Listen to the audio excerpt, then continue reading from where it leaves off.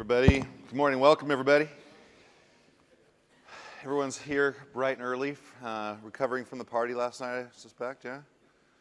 I was in bed by 10 o'clock because I knew I had to be here at 9 a.m. How to develop a successful desktop strategy. Thin client, thick client, VDI. I think that's been the big question over the past quite a few years. I was a MIS director at a hospital prior to Microsoft, a couple jobs prior to Microsoft. And I had vendors coming in my office every day saying, look, buy whatever I'm selling you and you'll have a lower TCO, right? The next vendor comes in the next week, says, no, don't buy what that guy says. Buy what I'm selling you and you'll have a lower TCO, right? And then you start going through the ROI calculators of every vendor, and they always come out with them on the top. The TCO calculators from every vendor, they come out at the top. I'm like, why? I mean, why is this? What's the truth in that? Because when we're talking about VDI, is it a TCO play? Is it an agility play? Is it both? We're talking about thin clients. It depends on who's on the other side of the desk talking to you. Microsoft plays in all those worlds. And with the research that I'm going to give you is we're really going to cut down through all the crap and give you the real truth behind a lot of these numbers. And then really from there we're going to build on what does that strategy look like? What should be the proper strategy that gives you the agility and lowers TCO at the same time? Because usually agility costs you more money. You pay for that. You know, this evolving desktop. I think if we were sitting here 5, 7 years ago, it was pretty easy what your desktop strategy would look like. You had rich client desktops. You deployed applications to those desktops. And you had a whole crew of people running around sneakernet trying to fix those desktops. And then you started getting better policies and procedures and software and working on those machines in an automated fashion. But when we're really thinking about this, I like to think about this as the history of this desktop to figure out, you know, let's look at the past and not try to reinvent the past or use those same mistakes. Let's move forward with this. We think about this physical location of our desk. We went to work, and that's where I sat and I did all my work. Then we went to one fixed screen. We were pretty happy, and it was probably, depending on how long you're in the industry, maybe just a green screen, yeah? Well, then we went to, maybe I had a mobile screen, I had a laptop this last 5 to 7 years. I believe that the laptop sales have now, for businesses, out-escalated desktop sales. Now we've gone to end screens. I mean, how many of you traveled here today with more than one device? Like almost all of you. How many traveled here with more than 2 devices? I'm not even going to go past that. 4 devices? No. Quite a few of us travel with 3 devices, or most of us travel with 2 devices. But now we're kind of getting into a place of this ubiquitous computing where end devices. And what I think is really interesting with that is we have all these devices out there. They're becoming more widely available and they're cheaper. The focus is here on all these devices right now. I mean, the popularity of our device session yesterday was just crazy, right? So everyone's talking about these devices, the different form factors. We're really excited about them. And at Microsoft, we are super excited about all the ingenuity and capabilities that this new form factors are bringing to the computing environments. But we still have a lot of people out there in the industry, in the workplace, who have these 1 or 2 screens. But then we have probably, depending on what industry you're at, we have a whole bunch of workers out there who are just stationary, who don't really have this mobility and don't require the need for that. What's the solution around that? So we think about this, we can put these people into different buckets. You know, we've got our power users over here with all these devices. We've got most of our workers in today's office in this middle layer. And then we've got our task workers or deskless workers over there. And depending on the industry, you can kind of figure out where those users are, right? And I would say that bubble would move, left or right. What's interesting and what's really scary at the same time is the people over here who have the most devices. Our power users with the most devices also provide the greatest security threat to your organization. It's kind of like a perfect storm. If I'm a hacker, if I'm someone who wants to do some corporate espionage to get some intellectual property from that company, I'm going to attack these people who have all these devices because they also have access, they have the keys to the kingdom, if you were, with all this corporate information that I want from them. I think that's interesting. I think that's interesting. How do we accommodate that? What we've seen out there over the last 5 or 7 or 10 years is, we have your current inventory. You have machines that are older than 7 years old, 4 years old, 3 years old. We have these new PCs, but we get this list of complaints from the users, and how many phone calls a day do you guys get? I have a slow environment. I have application failures. It's complicated to manage. It's hard to update, all these things. We also see that over time, my performance can go down. The lack of control, I lose control over these machines. My end user satisfaction is all over the place. In fact, without a lot of standardizations or a lot of best practices, when you deploy out a new operating system, how many minutes is that operating system different than the image that you deployed out there? I was traveling, went through a tour of a Mercedes-Benz factory in Stuttgart, and I think this one factory did something like 300,000 Mercedes-Benz a year, and the tour guide said, out of all of those 300,000, he goes, guess how many were identical? 300,000, guess how many were identical? He said 4. 4 were identical. I'm like, my God. And then I started thinking about our computing environment, our desktops. How many of your desktops are identical? None, right? And there could be reasons why there's none. I'm not saying that's a bad idea thing. I'm just saying it's kind of a reality that things kind of change. Well, how do we accept that change? But what have we done to kind of counteract this? How do we get more control over a new PC? How do we get better performance over a new PC? You know what we've been doing? We've been buying more PCs, right? Oh, your PC's slow. I'll just get you a new PC, right? Is that kind of what happens? Yeah? I need some validation here. Thanks. Well, that's kind of mad, right? That's kind of mad. There's got to be a better way to do that. We also look at these different choices that you have for your desktop environments. VDI, thin client on an old PC, a diskless smart client, a managed client, a pocket PC or a PDA or a phone, something like that. One of the things I really like to talk to customers about is, look, it's not a one-size-fits-all. Some of them run some applications, some of them don't run other applications. And if your application doesn't run on that form factor or on that device, you can't use that device. I mean, that's pretty simple. Do businesses run on operating systems, or do they run on applications? Applications. So if that application doesn't run, then I can't use it, obviously. So we think about, look, it's not a one-size-fits-all. We've got to have an objective view of the architectures, and you'll probably have one of all of these, maybe, in your environment. So we take a look at this a little bit differently then. We say, okay, you're considering VDI, you're considering terminal services, you're considering using more smartphones. I want you to start thinking about your staff and their minimum technical expertise as far as the directory, storage management, network bandwidth. If we take a look at a smart client, my proficiency levels. Now, this is something a colleague and I just kind of, thought it's pretty reasonable. It's not scientific up here, right? But it seems pretty reasonable. I mean, if I have how many of you do network bandwidth management on your rich clients? Yeah. Oh, we have one. Perfect. Thanks.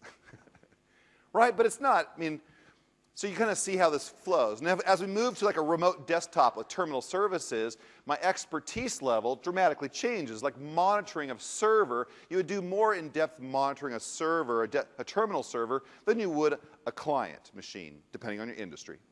Right? But it's like, is your staff ready to go down this path? That's kind of really what's more interesting. As we move to VDI, we can see there's differences like my application certification testing is easier on VDI than it is on terminal services, because in terminal services, it's a shared desktop or a shared OS that's kind of spin off. And if I make a change on my application, I got to make sure that it can work in a shared memory space, where In VDI, it's kind of more isolated, so it makes it a little easier over there. But you kind of get the idea, right? And as we move to phones, it's even different. It's a different level of expertise. And is your staff ready for that expertise? That's all we're talking with our customers about. Are you guys ready for this? You're looking at doing this. You're looking at signing a pretty big check for VDI. Are you guys ready to do this? That's what's interesting, I think. Well, what's also interesting is when is thin client an option? Thin client's been around for a long time.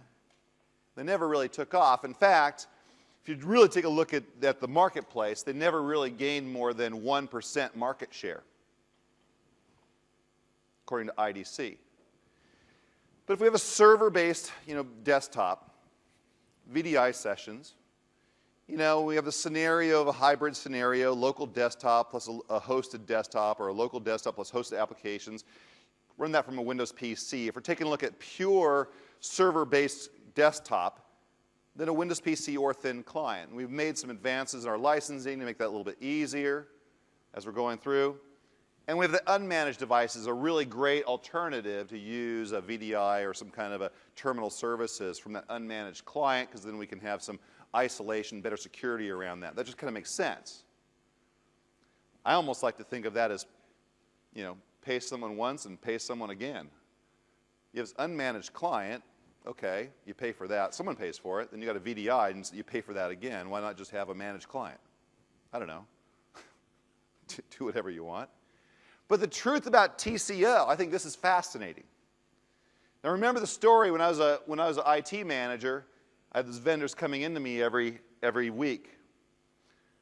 My job at Microsoft, I had the privilege to look through Gartner articles. I went through 10 years of Gartner articles. I wanted to know the truth about TCO, and what I found out was pretty interesting. 2001. The very top bar is an unmanaged client. Gartner said there is a huge difference between TCO and an unmanaged client versus a managed client, which is the next bar down. In 2001, Gartner said in the call out there was very little difference in TCO between a managed, rich client and a thin client with terminal services. And I thought, that doesn't feel right. I mean, just down in my stomach, down in my gut, that just didn't feel right. It just seems like terminal services and thin client would have to be a lot cheaper than this rich client desktops. In fact, this article even said the migration cost, which is the next one down, wasn't worth, to go from rich to thin, wasn't worth the ROI of the TCO benefit. There's quite a few acronyms. Okay, but it didn't feel right, so I kept researching. 2004. Gartner started to standardize in the way they did their analysis of TCO. Unmanaged client, typically managed client, well-managed client, and a well-managed terminal services. In fact, a lot of executives, they say, Jeff, if you talk to me about indirect costs, I'm going to throw you out the door. Okay, in 2004, a well-managed rich desktop had a lower direct cost TCO than a terminal services. Lower. By the way, consumerization of IT, I would put that right there in the unmanaged space. Right? If you're looking at bring your own PC or whatever like that, a lot of these executives, especially executives who are maybe starting to retire and all they want to do is go out with a great bang and a big bonus check. And they're saying, all I got to do is cut a couple $1 million off my P&L. I'm going to make everyone bring their own PC to work. I'm going to cut that line item off of my budget, and I got to go out as a hero. What did they do there? They just took that indirect cost and they transferred it over, either direct or indirect, and transferred it over to the employee. But did they transfer it away from the company? No, the company still is enduring a greater cost. Just that P&L of that executive didn't. 2006. Look, the numbers aren't changing, just the graphs are getting better. Right? Well, then Gartner went to open office. Just kidding.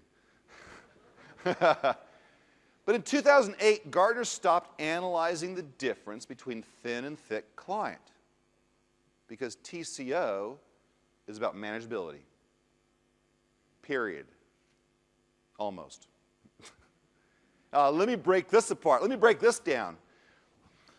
When is it not? When is TCO not about manageability? Well, I have a customer in Canada. They have this logging companies, and their line of business application requires network connectivity, period. There's no offline state of this application that these loggers need. They have these remote logging sites that take a bush pilot 5 hours to drive to the Northern Territory of Canada. Well, since they have to have network connectivity, it was infinitely cheaper for them to have a thin client out there because they had no IT support, and if they had a rich client with all the dust, the dirt that failed, they'd have to fly someone out there 5 hours, give them a new PC, fly back. How does that affect your TCO? Whereas a thin client would probably last longer because of that hostile environment. So we can poke holes in this, but in generality, it's pretty much TCO is about manageability. The better you manage it, the lower the TCO. Okay. Then I ask you a question. How well do you manage your environment today? If TCO is about manageability, and if you're getting really frustrated in the cost of your rich desktops and you're looking for an alternative, and that alternative is to go thin client, or your alternative is to buy new PCs, first you want to ask yourself, how well do you manage? Well, what do you mean by that, Jeff? I think it means these things: image management, patch management, hardware, software inventory, OS app deployment, application lifecycle. I've asked this to over 200 executives face-to-face. Mr. Executive, which one of these things do you do best, and which one of these things do you do worst? The best one's always kind of all over the place. About 95% of them answer the worst one. You want to take a guess? Application lifecycle. Who said that? Who thought that? Application lifecycle is really the one people struggle with the most.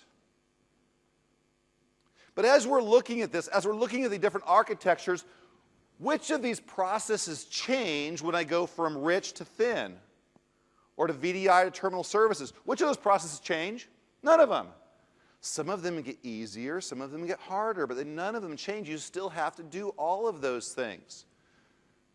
Is it cheaper on the desktop or cheaper on the server? That's a big, it depends there. Gartner says the biggest TCO factor is going to a well-managed lockdown machine. 36% reduction in TCO by basically removing admin rights from your PCs. Now, I'm not saying that's easy, right? There could be political things around that. There could be application things around that. 36% TCO by just removing. Do you know something? There's a statistic I read. It was something like 94% of IE6 vulnerabilities would have no effect on the client computer if they were not logged on as an administrator or power user. Jeez, really? That number is very important for you to remember. Hopefully you guys are all been briefed on the infrastructure optimization model. This is the model where we survey our customer and we figure out where they are in the maturity of their IT department. We have lower reduction in TCO all the way to rationalize. When we go over here to dynamic, TCO goes up a little bit, because if I was like an Amazon.com or an internet retailer or something like that, I would spend more money. I wouldn't focus as much on TCO because I need that true agility to handle those peak loads on demand. So that's a different kind of a business model. But most people try to get to that rationalize. If you're not familiar with the infrastructure optimization model, I would say do the research on Microsoft.com, get some more information from the salespeople. This is a fantastic tool. We've surveyed over 16,000 customers worldwide, and actually out of that survey, most of them are landing in basic or starting to go into standardized. Most of the people around the world are still over there. They're pretty deficient in this. It's pretty sad, actually. We're moving from this desktop strategy to a flexible work style. Why? To lower cost and increase agility. What? I thought agility would cost me more. It doesn't have to, actually. You think about the OSI model. Here's my OSI model, and as we look at all of the different dependencies between the OSI model, where is most of your cost associated with that? Where's the most, when you're thinking about all your desktop help desk calls, at what layer of the OSI are they happening right now? I would guess, I would say from what I've experienced, if we're talking XP, XPSP1, maybe into XPSP2, I had a lot of driver issues. It was lower down the stack, yeah? I would say what I've been dealing with over the last 3 or 5 years, app to app and app to OS, yeah? All right, well think about this for a second. If I'm looking at VDI, what does VDI solve? What does VDI virtualize as far as my dependencies? It solves the problem between my OS and the hardware, doesn't it? That's what it's doing. Is that where my costs are? No. We just said, and I think you probably agreed with me, my costs are higher up, app to app and app to OS. All right, let's look at this a little differently then. Let's take a look at all the virtualization technologies. You might have seen this slide before, but I'm going to put a different spin on this, something you've never seen before. When I take a look at user state virtualization, the very top one, what does that do? Well, user state virtualization is in the form of folder redirection and roaming profiles. I'm a bigger fan of folder redirection. I don't find a lot of business cases for roaming user profiles, unless we're really in a terminal services type environment, truly. Because what's the business case that my picture follows me from this computer to that computer?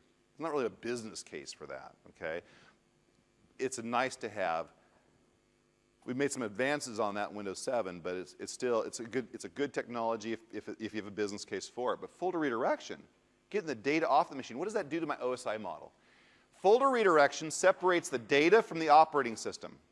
It separates that. At a business value, what does that mean to your business people? It means you can log on to any computer in your environment and your data will follow you. Your data will follow you. Now, your first thing that you're thinking is, wait, I tried this in XP and it sucked.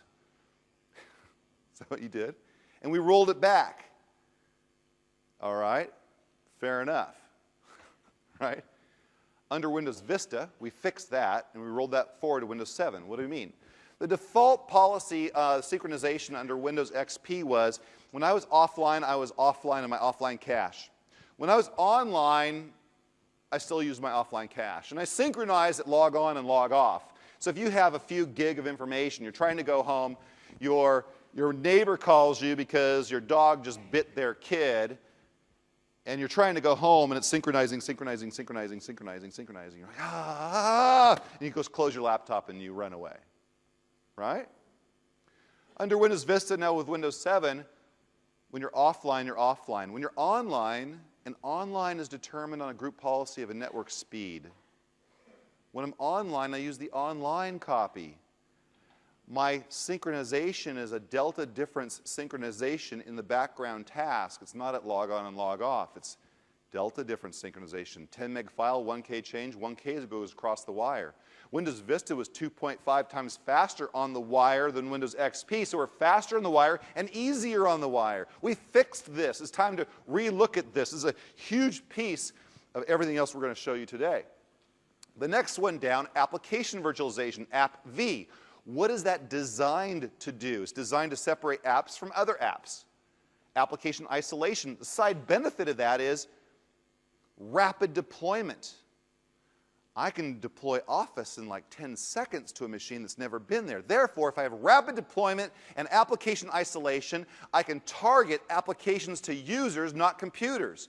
Target them to users. So therefore, if I log on to this computer, my applications are there. If I walk over and log on to this computer, because it's me, my applications follow me over here. And my data. Oh, wait. I got my applications and my data. What else do I need? Okay. Pretty cool. And because of application isolation, I don't really have to care what other applications are on that machine. I could have done this with System Center 2003. Or SMS. but I had to wait for an MSI installation the whole time before I log on. That wasn't very fun. If I'm installing Office that way, I'm waiting for like a half hour or 40 minutes. All right. Remote applications, like a terminal server remote app or a Zen app, if you're a Citrix shop. It separates applications from operating systems. It truly separates apps from OSs. You could run that application on any operating system if you have the right RDP client down there. Well, that's interesting. I can run that from my iPad. I can run that from my Linux box, my Apple Mac box, my consumerization of PC box. It just runs, right, because it's running remotely. The next one down is a remote desktop. A remote desktop of terminal services separates the OS from the hardware. A remote desktop from the server separates OS from the hardware, right? I'm doing a remote desktop that people are kind of sharing into, and that's what VDI does. That's what VDI does. All right, let's put this all together. Put my computer right in the middle there. There's my PC. That's cool. My PC has an OSI model. It has hardware that's embedded, that's linked up to the operating system. But when I log on, my data comes to my physical machine. Or if I log on to a remote desktop, my data goes over there. Or if I log on to VDI, my data goes over there. My data is transcending physical and virtual. If I log on, my applications come from terminal services to my rich client, to my virtual desktop on terminal server, and on VDI. My remote app might backfill onto my physical, onto my VDI, or on my terminal server. See, I'm associating application deployment and data with me, not the computer that I happen to be sitting at. I can transcend the physical to virtual. Did your mind just explode right now? I mean, it's awesome, right?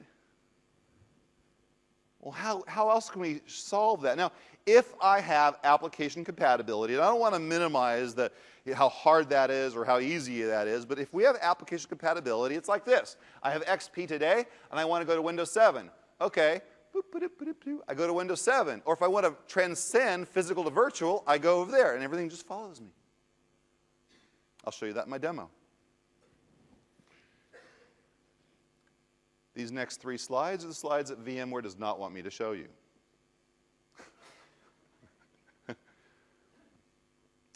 You guys are a savvy crowd. You might blow my little game here, but we'll see. Name this desktop. What OS is this? Look how gorgeous that is. The Porsches in the background. What OS is that? Maybe. Okay, don't blink. This is an entirely different operating system. Those are 2 operating systems. All right, I'll put them side by side. I used to say, I'm going to show you this one, and then I'm OS 1, and then I'm going to show you OS 2. I couldn't say that, right? So I'm like, okay, no. I'm going to show you OS 1 and the next operating system. Wait, no, I couldn't say that either, right? The first one, you're right over here. Who said that? We got a big prize for you. No, I'm just kidding. Server 2008 R2. Oh my God, that's beautiful. The next one is Windows 7, a VDI, or a rich client. Wait a second. Wait a second. Terminal services looks just like it? Yeah. With themes installed and the Arrow service installed. And guess what? Guess what? Windows RDS, that one, is up to, and actually a little bit more than, 5 times the scalability as VDI. Well, wait a sec. What? Wait. How'd you come up with that number, Jeff? Okay. Most VDI environments worldwide in a production environment get about 6 to 8 desktops per core. Is that about what you guys are getting? In a production environment? I'm seeing a lot of heads, yeah. I have some customers who get 12. I have some customers who get 2. It kind of depends on what you are doing on that. But in most, I'm very comfortable saying 6 to 8, and I don't care whose hypervisor you're using, it's about the same. Terminal services, 25 to 30 users per core. 25 to 30 users per core. Now, this is really interesting. When I'm talking to an executive saying, look, great, go VDI, I don't care. Go terminal services, I don't care. Terminal service is going to cost you less. When's the last time a vendor said, buy less from me, not more. I mean, I'm a Microsoft shareholder. I should be selling the hell out of VDI. If I have scalability like that, we're trying to figure out what's the right solution for you, not just sell you a bunch of stuff and walk away. What's the right solution for you? Well, this is how we've kind of evolved to this flexible work style. We're going into saying, we know you're going to have all of these things. What's the appropriate thing to have? You have all these challenges that are out there. You're trying to figure out, how do we provide anytime access? How do we fuel users' passion? How do we keep the system data safe? How do we streamline operations? How do we do all of these things? Well, it's through a solid strategy of isolating those layers of the OSI model, managing the state, dynamically delivering the state down to that user, not computer. When we're doing this, we're taking a look at unified management, like Config Manager with Forefront. It's pretty interesting in the 2012, now we can say, here's an application that you need. You need this application. I'm going to point to you, okay? Is that all right? You need it, but when you log on to a rich client desktop, not a laptop, but desktop, I'm going to deliver that application to you via MSI. But maybe you log on because of restrictions or because of like network bandwidth, I can't deploy that through an MSI on your laptop because you're remote, so I'm going to give it to you through a app V, maybe. Or you come in from another kind of a device, another vendor, but you still need it. I'm going to deploy it down to you through remote desktop services. The point is, you need the application. The point is, I can make these choices on, it's the same application, but it's a delivery mechanism that you get. That's huge. We take a look at work on your own device. This person, they love their Slate device. Well, we can put the Slate out there, whether it's Windows or not, and we can then connect through the firewall into that VDI instance that has my applications. And in this case, we have maybe Office 365 outside in the cloud. Because I might have an application that is sensitive in nature that I don't want to expose out onto that device, so I keep it on VDI. But for the most of what they do day in and day out is maybe email, calendar, contact, Word, PowerPoint, things like that. SharePoint, that will be up on Office 365 in the cloud that they could just natively get to. They don't have to go through the VDI. But the extra layer of security and isolation, I go through VDI through my VPN system. See how that works? And it's kind of nice now that we're laying this out for the executives. And where is it? Where is it? Is it in the cloud or is it behind my firewall? And why and when? If we take a look at personalization, I have this guy here. He loves his user settings, his apps, and his data. They go over there to that device. But when he gets a new device, a new Windows device, they just show up on his new machine. If it's device proliferation we're talking about, you have a desktop and a laptop, or a desktop and a slate, how do we get that personalization, the data and the applications over there? App V, user profiles, and folder redirection just brings all that stuff over. We're seeing a less reliance like on tools such as user state migration. What does user state migration do? It takes your state and migrates it over. Well, that's pretty important in like an XP to a Windows 7 migration if we're using profiles, because I have to migrate that profile.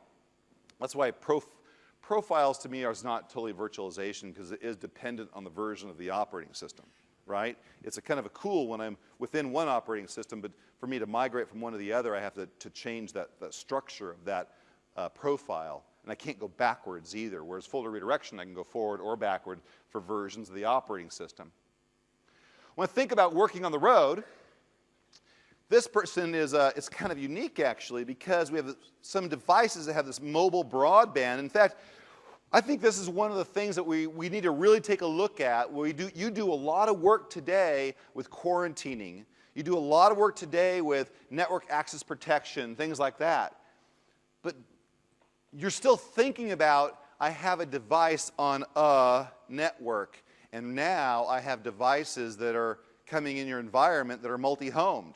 They're on your network, but they're also on the cellular network at the same time. They're multi-homed. That's something we need to start addressing, trying to figure out how to work with that. But something as easy as direct access to be able to be on the road and connect into those resources that are behind my firewall, like SharePoint, Exchange, and data services from my machine. How many of you have ever experienced direct access on yourself on a laptop? It is amazing. Is it amazing? It truly is amazing. And I encourage you all to stand up a POC on that, because once you give that to an executive, you can't turn it off, right? Absolutely. I highly recommend doing that. But with this person, what's interesting is, because we try to work with work-life balance, right? So his work is all over here, but then, oh, he might have Link coming through there also, but then SkyDrive for the personal information is over there. So as this person goes from their work PC to their home PC, they can have that same personal information being shared across both because they have that data source up in the cloud. Pretty interesting. As we take a look at working from the phone, having Exchange and SharePoint and Link in the future coming down on that phone, absolutely wonderful. Office 365 coming down on that phone, absolutely wonderful. Being able to start working on these more devices and having access to all that information that I want and that I need also. We take a look at cloud management. I love Windows Intune, and I see this as a great play for consumerization of IT also. I have a device that's a non-asset of my company, but I put an Intune agent on that device, and then now I have all the abilities, capabilities of SA, and with $1 more, I think it's with MDOP on that device. Think about this. You have somebody who has a laptop that say, you know what, I can afford a really nice laptop. I make a lot of money, and I can afford this Samsung 9 series. That's awesome, great, you know. I don't like what you gave me. I'm going to put an Intune agent on this, or have an Intune license on this. I'm going to put a corporate build of Windows Enterprise on this, so your corporate image. I'm going to put on this. I'm going to have App V on this. Great. I'm working. A year goes by. I find a better gig. I take my laptop with me, right? Windows Enterprise Edition needs to activate after, what, 180 days? And starts giving me worries. It says, you need to put your other build on there. It wouldn't say that, but that's what I have to do. I have to put my OEM build back on here. App V stops working after, what, 90 days? So as a businessman, I can reclaim those licenses. It's not being used anymore. That employee didn't take my license with them, and I turned off the Intune agent on that client. That's huge. So that protects me and also gives me that flexibility. We take a look at the VDI infrastructure. Microsoft's doing wonderful work on VDI, and we're very committed to VDI. And with other things like the dynamic memory, being able to stand up more devices. In fact, where I love VDI is, how many of you are a developer at some point in your life at all? You remember how long it took you to install your development tools on a brand new PC? Like a full day, if not 2, right? Can you imagine just connecting to a VDI instance and it's a brand fresh copy is there every time you start a new project? Huge. Huge for that instance. Well, let's see what's possible today. Now, I'm not a very smart guy, but I created this demo myself. We're going to take a look at what's possible when we start analyzing, or excuse me, managing state. I'm going to manage state. I'm still going to kind of manage the PCs, but if I really focus on that user and data state and the application state, what can I do? Well, here's my PC. This is a little XP machine. It has my applications on it. There's my, I have Office 2003, I have Link, I have Adobe on this machine, I have my documents are there. I'm working away just like I've always done. And all of a sudden this guy Eduardo, he's like, hey, Jeff, we want you to move into this flexible workspace. I'm like, well, I don't even know what that is. But it sounds good. It says, we've already configured your data for virtualization. I don't know when this happened, but whatever. He says, go to the properties of my documents folder, and we'll see that my data has been copied up to that server, whack, whack, DC, whack, data, whatever that was. Oh, okay. Here he comes again. will now give you access to new Contoso applications. This is kind of like dipping my toe into the new operating system with the new applications without destroying my old applications on my machine. He says, go to this remote programs folder, but I don't have a remote programs folder. If I open up my programs, there's no remote programs folder there. Eduardo didn't do his job. Oh, wait a second. He's just not done with his job. So here's Eduardo. He goes into Jeff's user account and Active Directory. There it is. That's cool. He looks at the group membership. He's a domain users group and a group called New Applications. Here's the App V console, and here's a folder called Applications New, and it has these new applications, 2010. We're just going to enable all of those applications. Now, what's interesting here is these are not App V applications. These are just remote app RDP applications delivered through App V. What? It's okay. I could have done it through App V directly. Here's a remote app for IE8. Remember, I'm on an XP machine, and I'm going to look at my application compatibility testing with IE8, even though my machine on the left has IE6, because remote app for IE8 is running on the terminal server. I'm looking into the future, because when I go to Windows 7, I'm going to have IE8 or IE9. Right? I'm dipping my toe into the future, and I can also run Office 2010 at the same time from that terminal server. But I haven't destroyed anything of my current build of XP. Remember, I'm dipping my toe into the future. Well, what he says here is, hey, look at, he's like, Jeff, here's the next one. We did an inventory on your computer, and we see that you have Office 2003 and Adobe and, yeah, all the Office products. So when you go to Windows 7, we're going to give you the ability to look backwards at your old applications, yet have the new applications. You want to get to Windows 7, don't you? Yes. Okay, here's how we're going to do it. I'm going to add myself to a member of a group called New Applications. I don't care. You call them whatever you want to call them. I'm just calling them for demo purposes New Applications. It could be sales group, people, whatever, right? In that, we have remote IE6. What? I'll explain that in a second. We have an App V app for Adobe Reader and all my Office 2003 applications on that. That's interesting. Well, because App V can tell that I'm on an XP machine, it's not going to deploy those to XP. It's only going to deploy those to Windows 7 because that's the way I set it up in my configuration file. Well, that's cool. All we got to do now is just log off and log on. Oh, wait, here's that synchronization we talked about earlier. Oh, God, you're trying to go home, and that's just a couple files. No! Yeah. I know it's early in the morning. Way too early to whine, right? So that was interesting. That's XP. Here, we're logged in as administrator. So what I wanted to show you here is this has Office 2010 installed on it. It has Link installed on it. It doesn't have 2003. It does not have Adobe. It does not have a folder called Remote Programs on it. And we can see here that Contoso Jeff has never logged on to this computer before at all. So basically the scenario is you had XP. I've targeted my application deployment to you, not the computer. I've replicated your data. I just tossed your machine. I chucked it into the ocean. I gave you a new machine, and here you go, right? So here's that brand new machine. Let's log off this computer, and let's log on as Jeff.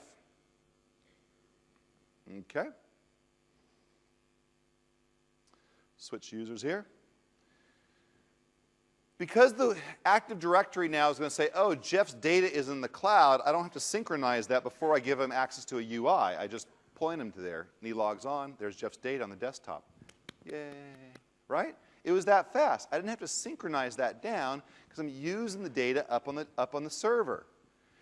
There's remote programs. There's an Avalon patient monitoring. There's a remote app for IE6. We'll talk about that. Here's Office 2003 and Office 2010.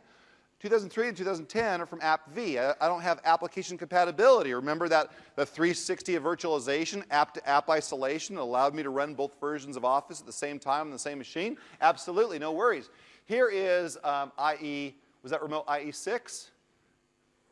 And then let's launch launch a local copy of IE8 or IE9, probably IE8, right? Side by side. Now what I'm doing here is this copy over here. Now that could come from a Citrix environment from 2003. What I'm doing here is a little trick called Remote App for Hyper-V. It's an XP instance on Hyper-V that I'm just bringing up the IE instance from that VDI Hyper-V image on XP. Whoa. There's a whole Q article on how to do that. It's pretty interesting. We can do that with terminal services too, under 2003 with Citrix or with Quest. Here's Office 2010, and let's bring up Office 2003 side by side. We're going to do that? Oh, no, we're not going to do that. Printers. God, I love this. Printer deployment. Here's a group policy. Here's a group policy for Singapore that says if you're in Singapore, deploy that printer. Okay, that's interesting.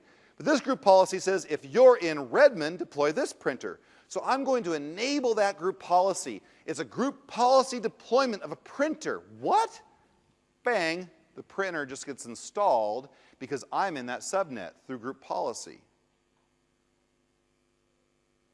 Oh, wait, that's what? That's interesting. Okay, now this says, hey Jeff, we need you to go to Singapore. Okay, but they have a policy of a power management policy. Don't worry, we'll configure that for you. They're also going to change the desktop background and change my printers because I don't know how to change my printers. No worries. So this is the printer for Singapore. Remember, it's the 2700. Remember that. Here's a policy that says, my wallpaper is going to change because I travel a lot and I don't know where I wake up until I log on to my computer and the background changes and says, you're in Singapore, right? Yeah. It's not because of the party last night. And here's the power management group policy. Because I'm in Singapore, because I'm in the subnet of Singapore, we land, here I am at the office in Singapore, I log on, it changed the background to Singapore. Now I know where I'm at. Oh, what about the printers? Let's go into the printers. 2700? Yep, the printer changed automatically. Now I can print to that printer. I could have left the old printer, added a new printer, and changed the default one. I could have left the default one. One time I was at work, I was at home, did my tax return, hit File Print, and I went to the office. Whoa, you know, right? But I could change that through group policy also. Well, that was interesting, but it continues. I fly home. On the way home, I lost my laptop, and I went to the office and logged on to a thin client. Here's a WinFlip. It has 128 megs of RAM on this thin client PC. It's just a thin, now we have a thin, Windows thin PC, but this could be a XP embedded, it could be a thin PC, whatever. It's logged on as kiosk. I launch into a browser. I authenticate as me, as Jeff. There's the applications that me, Jeff, should run. I'm on a thin, but if you logged on here, you'd see different applications associated to you. I'm going to launch into this. I'm going to re-authenticate because now I'm going to a different server in the background. I'm going to launch Outlook. I'm launching Office-type applications. I'm launching third-party applications, but these are the applications that are associated to me. It's not that I'm doing a thin client rollout. It's not that I'm doing a VDI rollout or a rich client desktop rollout. It's I'm managing state. I'm managing state of the data, managing state of the applications. I'm doing dynamic delivery of applications and data to the user, not the computer necessarily. I mean, it gets there to the computer, but it's targeted to the user. It's all user-based, user-centric deployment of applications and data. What a concept. And I would say that that user piece really got us there. Now here's a whole desktop, right? I launched into a whole desktop for my terminal services. That's kind of cool. Yep, Eduardo, I made it back, thanks. Well, that's interesting. Look at, well, wait. I went from XP to Windows 7 to terminal services, and there's Office 2003, Office 2010, Adobe, and all my data. I replicated, I transcended those applications from different versions of an operating system to even physical to virtual, and there's my printer that's in that subnet back in Redmond. You think about your PCs that are out there, and you're managing these things. Why is that costing you money? Because you're managing these things. I'm saying, let's manage the state that's on these things. And give me the agility. Let's look at the cost. Cost is about management. But let's bring the scenario one step further now. Let's go home. Let's close all these out. And let's go to my home PC. We'll be done here in just 2 more minutes, and you hit the next session. Here's my home PC. I'm on a tablet PC, and I'm just, reading some stuff. Life's good. And, I'm like, I need to do some work, right? I'm at home. I'm on my home PC. Where's that VPN card? No, I don't need a VPN in. No, that's old technology. Direct access is awesome, but I wouldn't let this machine have direct access. Would you let your mom's PC VPN in or have direct access into your environment? Not no, but hell no, right? So I'm going to go to a secure website. This is an SSL website. Again, I'm going to log on as me, as Contoso Jeff, on SSL. Do we trust SSL? I sure hope so. You guys use home banking, don't you? Right? These, again, it's the same website I was at when on my thin client inside my network. Now I'm at home accessing that same thing. I'm going to launch into now a virtual desktop, a VDI instance. I thought VDI was so cool. It's like just another desktop. Guess what? There's my data. There's my applications. I just transcended you. I just gave you a stepping stone, a journey where all of your data and applications went from XP to Windows 7 to Server 2008 R2 to now VDI with Windows 7. I just gave you a migration path. I just gave you true agility. I just gave you a way to lower cost of your environment. This is truly amazing. We have customers all around the world who have been adopting this. I think one of the biggest key breakthroughs of all of this was actually starting with Windows Vista and was with the new way we handle the data synchronization, folder redirection. And there's all my stuff. Pretty interesting, eh? What'd you think about that? You like that? Yeah. I love that. And I'm not very smart, and I created that. And I have all my sources and reference. I can't give you all the Gartner articles because those are copyrighted and protected under the Gartner agreements. But if you have access to Gartner and IDC and Forrester, I gave you all my reference. You know what? All what I said, don't believe me. Go research all this. This is all truth. But be cynical enough to challenge me. There's all my research. Go ahead and do it yourself. Thank you very much for today and our last day of Tech Ed. I'll be around. I'll also be down in the booth, and I'll answer questions over here. Have a good rest of your day.